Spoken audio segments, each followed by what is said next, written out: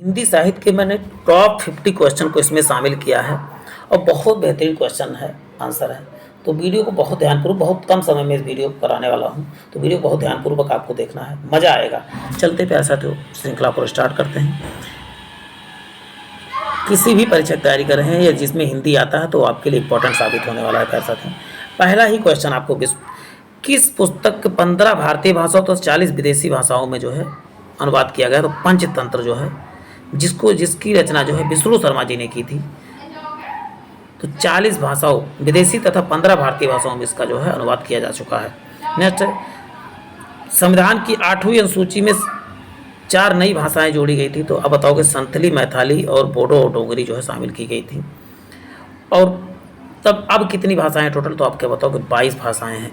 चलते हैं टोटल।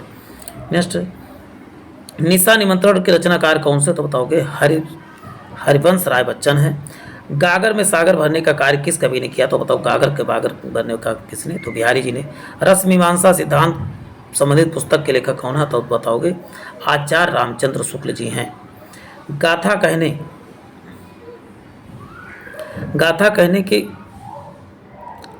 कहने से किस लोकप्रिय कवि का काव्य बोध का होता है, तो मतलब प्राकृत की। तुलसीदास का वह ग्रंथ कौन सा जिसमें ज्योतिष का वर्णन है, तो बताओ रामाज्ञा प्रसावली में जो है ज्योतिष का वर्णन है। भारतीय काव्य की रचना किसने की थी, तो आप बताओ कि मैथिली श्रोणगुप्त ने। आपको बता दूं हिंदी की प्रसिद्ध कवि और उसकी रचनाओं से संबंधित पुस्तक क्वेश्चन पहले ही अपलोड है वीडियो, उसको जरूर पढ़ें, उसको जरूर रीड कर, वीडियो चैनल पे विजिट करके जरूर देखें, रीड करें। आचार्य रामचंद्र शुक्ल त्रिवेणी के 3 महाकवियों की समीक्षा प्रस्तुत की। तो सूर्य, तुलसी तथा जायसी की जो है समीक्षा प्रस्तुत किया था। चलते हैं, वीरों का कैसा होगा बसंत, ये किसने लिखा था, तो बताओगे सुभद्रा कुमारी चौहान ने लिखा था। हिंदी के किस समाचार पत्र में खड़ी बोली को मध्य देशीय भाषा कहा, तो बताओ बनारस अखबार में कहा गया था ये बात। हिंदी कविता के छंदों की परिधि से मुक्त करने वाले कौन थे, तो सूर्यकांत त्रिपाठी नाड़ा जी थे। चीनी तिब्बती भाषा के भाषाओं को बोलने वाली को कहा जाता है, तो निषाद कहा जाता है।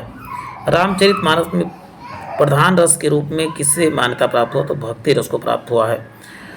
साँच बराबर तप नहीं, झूठ बराबर पाप, इस पंक्ति की रचना कौन है, तो बताओ कबीरदास जी हैं। रामधारी सिंह दिनकर भारतीय ज्ञानपीठ पुरस्कार प्राप्त किया जाता है, तो बताओगे उर्वशी पर मिला था। कमायनी पुस्तक क्या है, तो बताओ कमायनी क्या है, प्रकार का महाकाव्य है। पल्लव के रचयिता कौन है, तो पल्लव के रचयिता आप क्या बताओगे प्यारे साथियों, सुमित्रा नंदन पंत है। कौन सी भाषा भारतीय संविधान की 8वीं अनुसूची में शामिल नहीं है, तो बताओ अंग्रेजी को भारतीय 8वीं, यानी 22 भाषाओं में इसका कोई उल्लेख नहीं है। हिंदी साहित्य के इतिहास में सर्वप्रथम लेखक कौन माना जाता है, गारसा तातासी को माना जाता है। देश का एकमात्र किस राज्य की राजभाषा अंग्रेजी है, तो बताओगे नागालैंड की जो है भाषा अंग्रेजी है। त्रिपुरा की राजभाषा आप बताओगे बांग्ला है। प्रेम सागर का रचनाकार कौन, तो बताओ लल्लूलाल है। सूर्यकांत त्रिपाठी नालक कैसा कवि माना जाता, तो क्रांतिकारी। सुहाग के नुपुर के रचयिता कौन, तो अमृतलाल नागर हैं। चलते हैं, झरना काव्य के रचयिता कौन है, बताओगे जयशंकर प्रसाद है। वहीं किस देश में अधिकतम संख्या में भाषाएं बोली जाती, भारत में बहुत ढेर सारी भाषाएं बोली जाती हैं। चारु शब्द की शब्द संज्ञा क्या है, चारुता हो जाएगी। चारु शब्द की शुद्ध भावात्मक संज्ञा किसमें, तो चारुता में है। भारतीय भाषाओं को कितने वर्गों में बांटा गया है, तो बताओ 4 वर्गों में बांटा गया है। डिस्क्रिप्टिव पढ़ा हो उसको आप देख लीजिए। भारत में बोला जाने वाला भाषा समूह इंडो आर्यन है। इसे भारोपीय के नाम से भी जाना जाता है। आंचलिक रचनाएं किससे संबंधित है, बताओ विशेष क्षेत्र से संबंधित है। किस नाटककार ने अपने नाटकों में रंग पंच अनिवार्य नहीं माना, तो बताओगे जयशंकर प्रसाद जी ने। कौन सा एक व्यंग्य लेखक, तो हरशंकर प्रसाई क्या थे, एक व्यंग्य लेखक थे। नेक्स्ट, मनुष्य तत्व की समानता भावना के आगे निम्न श्रेणी की जनता के आत्मगौरव का भाव जगाने का श्रेष्ठ कवि कौन थे, तो बताओ कबीर थे। प्रादेशिक बोलियों या गोलियों बोलियों के साथ रजिया मध्य देश के भाषा का आश्रय लेकर सामान्य साहित्य भाषा स्वीकृत हुई है, जिसे नाम से पिंगल भाषा के नाम से जाना जा गया।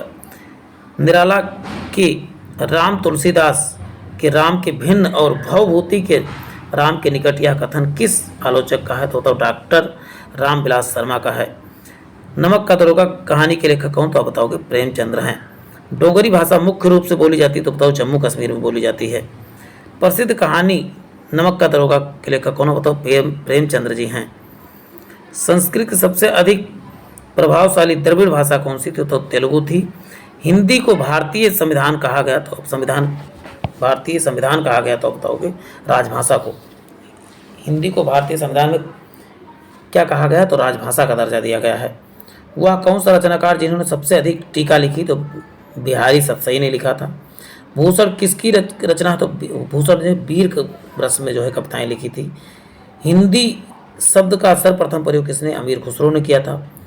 आदिकाल को आरंभिक काल का संज्ञा किसे दी गई? तो बताओ मिस्र बंधु को दिया गया था। या किसने कहा था साहित्य का इतिहास जनता के चित्त की वृत्ति का इतिहास? आचार्य रामचंद्र शुक्ल ने। अपभ्रंश का कवि किसे? तो स्वयंभू को कहा जाता है। ये क्वेश्चन भी पिछले वीडियो में भी आ चुका है। नेक्स्ट है, हिंदी के प्रथम कवि माने जाते हैं तो बताओगे सराफा को माना जाता है। हिंदी के प्रथम मौलिक नाटक तो बताओ नहुस है। प्यारे साथियों, इन सभी टॉपिक का वीडियो सबका जो है चैनल पे अपलोड है और टेलीग्राम चैनल पे इनका PDF भी अपलोड हो, उसको भी जाके आप डाउनलोड कर सकते हैं।